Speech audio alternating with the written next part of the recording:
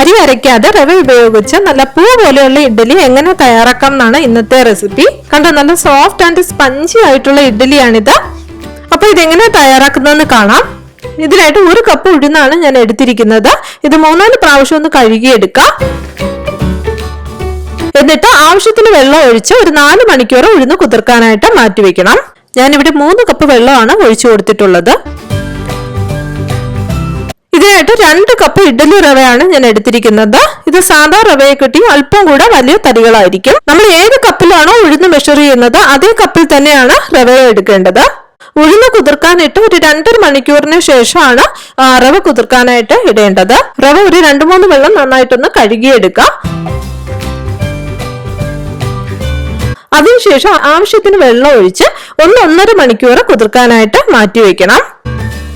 1.5 മണിക്കൂറിന് ശേഷം റവ നന്നായിട്ട് സോഫ്റ്റ് ആയിട്ട് വന്നിട്ടുണ്ടാവും.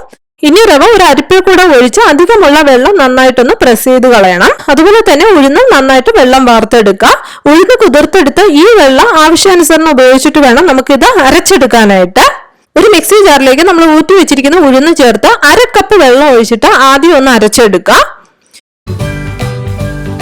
പിന്നെ ആവശ്യാനുസരണം അല്പം വെള്ളം ചേർത്ത് ഈ രീതിയിൽ നല്ല ഫൈനായിട്ട് അരച്ചെടുക്കണം.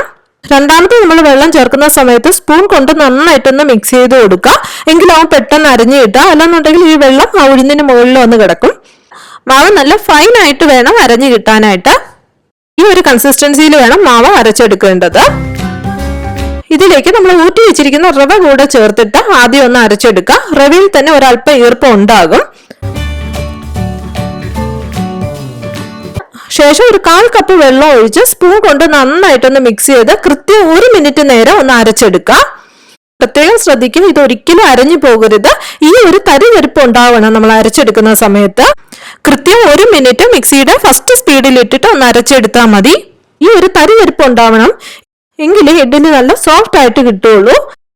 ഇനി ഇതൊരു പാത്രത്തിലേക്ക് മാറ്റി അല്പം ഉപ്പും ചേർത്ത് കൈ കൊണ്ട് നന്നായിട്ടൊന്ന് മിക്സ് ചെയ്ത് 8-10 മണിക്കൂർ ഒന്ന് ഫെർമെന്റ് ചെയ്യാനായിട്ട് മാറ്റി വെക്കാം. തണുപ്പുള്ള സ്ഥലത്താണെങ്കിൽ കമ്പിളിയിലോ അല്ലെങ്കിൽ കട്ടിയുള്ള ടവലോ ഉപയോഗിച്ചിട്ടൊന്ന് മൂടി വെക്കാം.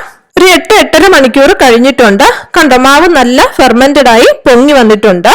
മാവ് നല്ല ഫ്ലഫി ആയിട്ട് വന്നിട്ടുണ്ട്. കണ്ടോ, പതിയെ ഒരു 2-3 പ്രാവശ്യം മാവ് മുകളിൽ നിന്ന് താഴേക്ക് ചെറുതായി ഒന്ന് ഫോൾഡ് ചെയ്ത് കൊടുക്കുക. ഒരിക്കലും കുത്തി ഇളക്കി കഴിഞ്ഞിരുന്നാൽ ഈ പത അങ്ങ് അടങ്ങിപ്പോവും. അപ്പൊ നമുക്ക് സോഫ്റ്റ് ആയിട്ടുള്ള ഇഡ്ഡലിയും കിട്ടൂല. ഈ പത ഉണ്ടാവണം കേട്ടോ. ഇനി ഒരു ഇഡ്ഡലി തട്ടില് എണ്ണ തടവി ഒരു 1/4 ഭാഗത്തോളം മാവ് ഒഴിച്ച് മീഡിയം ഫ്ലെയിമിൽ 15-20 മിനിറ്റ് ഒന്ന് വേവിച്ചെടുക്കുക. ഇഡ്ഡലി തട്ട് വെക്കുമ്പോഴും മുകളിലത്തെ ഇഡ്ഡലി താഴത്തെ തട്ടിലെ 2 ഇഡ്ഡലിയില് സെന്റർ ഭാഗത്തുള്ള ആ ഒരു സ്റ്റീൽ ഉണ്ടല്ലോ, അവിടെയാണ് വരേണ്ടത്. അപ്പോൾ ഇഡ്ഡലി വെന്ത് വരുമ്പോഴും മുകളിലത്തെ തട്ടില് ഒട്ടിപ്പിടിക്കില്ല. സ്പൂൺ വെള്ളത്തിലേക്ക് മുക്കിയിട്ട് ഇഡ്ഡലി എടുത്താൽ ഇഡ്ഡലി സ്പൂണിലൊന്നും ഒട്ടിപ്പിടിക്കുകയില്ല. നല്ല സോഫ്റ്റ് ആയിട്ടാണ് ഇരിക്കുന്നത്. ഇഡ്ഡലി കൈകൊണ്ട് എടുക്കുന്ന സമയത്ത് ആ ഭാഗം താന്നു പോകും, അത്രയ്ക്ക് സോഫ്റ്റ് ആയത്. അപ്പൊ വീഡിയോ ഇഷ്ടപ്പെട്ടാല് ലൈക്ക് ചെയ്യുക. അതോടൊപ്പം തീർച്ചയായിട്ടും നിങ്ങൾ തയ്യാറാക്കി നോക്കുക. കൂടുതൽ നല്ല നല്ല ഫുഡ് റെസിപ്പീസ് കാണുന്നതിനായിട്ട് ചാനൽ സബ്സ്ക്രൈബും കൂടെ ചെയ്തേക്കണേ.